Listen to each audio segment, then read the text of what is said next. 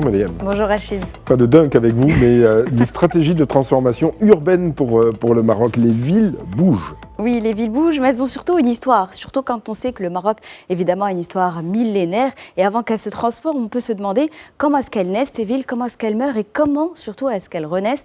La question traverse l'histoire marocaine depuis des siècles. Dans le 360, l'écrivaine Mouna Hachim partage un billet où elle rappelle que les villes anciennes de Basra, Jouta ou Rassassa furent un jour des capitales, des ports, des bastions. Puis elles ont disparu lorsque les routes du commerce se sont déplacées ou que les équilibres politiques ont basculé.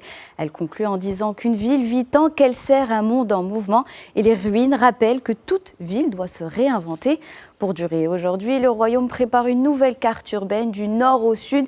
Les villes repensent leur avenir avec des schémas directeurs d'aménagement qui anticipent les mutations à venir. Les Échos rapportent que Tanger, Tétouan, Fnedr et Mdir lancent des études d'envergure à 5 millions de dirhams chacune pour redessiner leurs horizons. Objectif, absorber la croissance, réduire les disparités et accompagner les nouveaux rôles économiques d'un territoire devenu le deuxième pôle du pays. Cette fois-ci, c'est Casablanca, cœur battant de l'économie marocaine, qui souhaite faire une promesse à ses habitants. Sa mère, Nabila Armeli, résume l'ambition, réconcilier les Casablancais avec leur ville.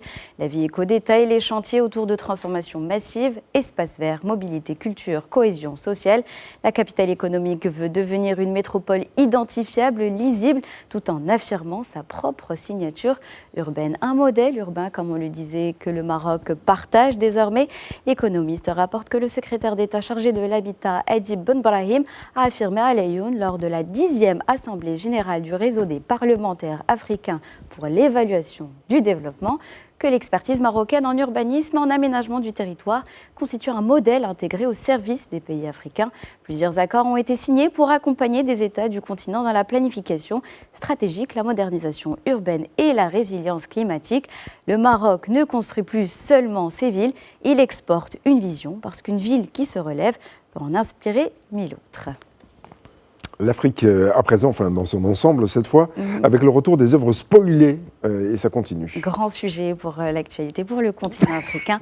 TRT Africa rapporte que l'Allemagne vient de restituer 12 artefacts royaux à l'Éthiopie, boucliers, couronnes, peintures, des objets emportés dans les années 20 par le diplomate Fritz Weiss, qui avait quitté l'Éthiopie avec des cadeaux du régent Tafari Makonnen, le futur empereur dit Haïlé Sélassié, mais aussi des pièces achetées ou collectées dans un contexte de domination occidentale.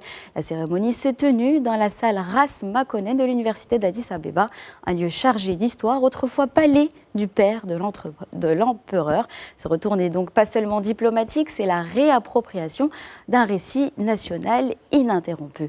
Direction cette fois le Nigeria, où un autre pan de l'histoire africaine fait son chemin du retour. Le 360 Afrique rapporte que le musée des Beaux-Arts de Boston a restitué 2 bronzes du royaume du Bénin, ne pas confondre avec le Bénin. Ces œuvres avaient été arrachées en 1897 lors de l'expédition punitive britannique qui a pillé Benin City, détruit le palais royal et dispersé des milliers de pièces dans les musées occidentaux.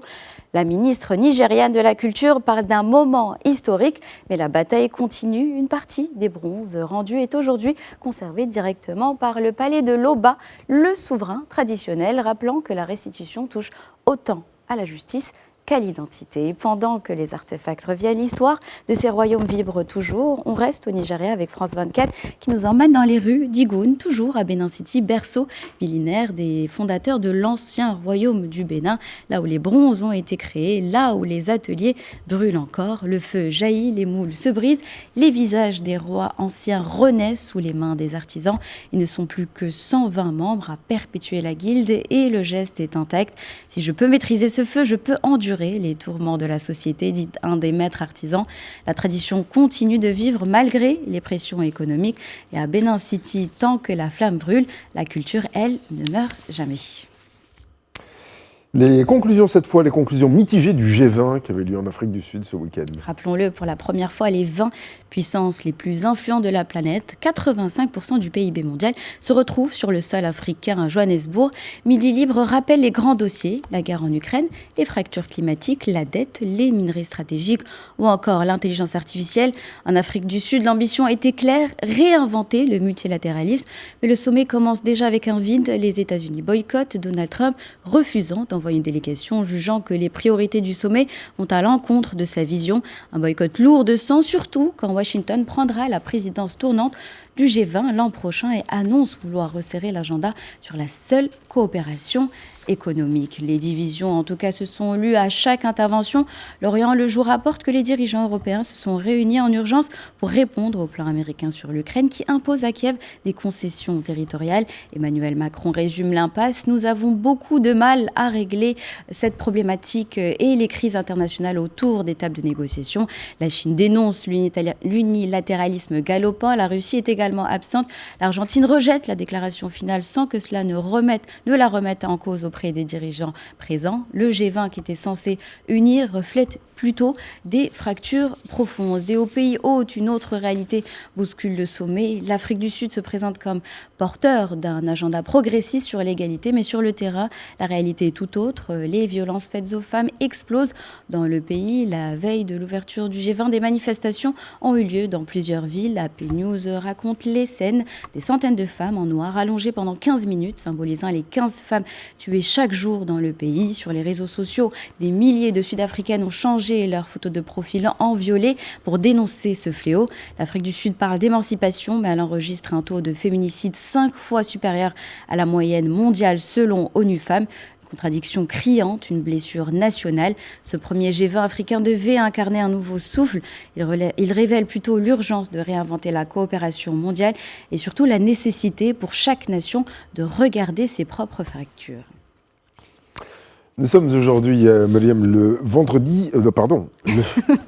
lundi 24 novembre 2025. On a le bonjour, on a la bonne date. On a basculé, on a la bonne date. Quel autre 24 novembre avez-vous retenu dans l'histoire ? Alors, je vous emmène au 24 novembre 1000. Non, je ne sais pas si c'était un lundi, mais c'était en tout cas en 1974, dans le désert de l'Afar, en Éthiopie, sous un soleil écrasant. Une équipe de chercheurs avance dans une vallée aride lorsqu'un éclat blanchâtre apparaît dans le sable. Ce jour-là, ils ne trouvent pas un os, mais 52 fragments, assez pour reconstituer 40% d'un squelette vieux de 3,18 millions d'années. Une découverte qui va changer l'histoire de l'évolution. Le soir même, autour d'un feu de camp, une chanson tourne en boucle, Lucy in the Sky with Diamonds des Beatles. Lucy sera le nom de cet australopithèque devenu un des fossiles les plus connus au monde. Lucy marche debout, grimpe encore aux arbres, pèse 29 kilos et ne dépasse pas les 1,10 m. Aussi, en touchant le squelette, on réalise qu'une vertèbre est légèrement déformée et cela montre qu'elle souffrait probablement du dos. Aujourd'hui, Lucy ne quitte plus l'Éthiopie. Elle est conservée dans une pièce sécurisée du musée national d'Addis Abeba. Et donc aujourd'hui, en 52 ans, Lucy a cessé d'être un simple fossile pour devenir un repère mondial. Elle a inspiré des générations de scientifiques et chaque avancée technologique, scanner, reconstitution 3D, analyse fine du bassin révèle un nouveau morceau de son histoire. Lucy, en plus, n'a pas encore livré tous ses secrets, mais à travers elle, l'Afrique rappelle au monde que son histoire a sûrement été le point de départ de toutes les autres.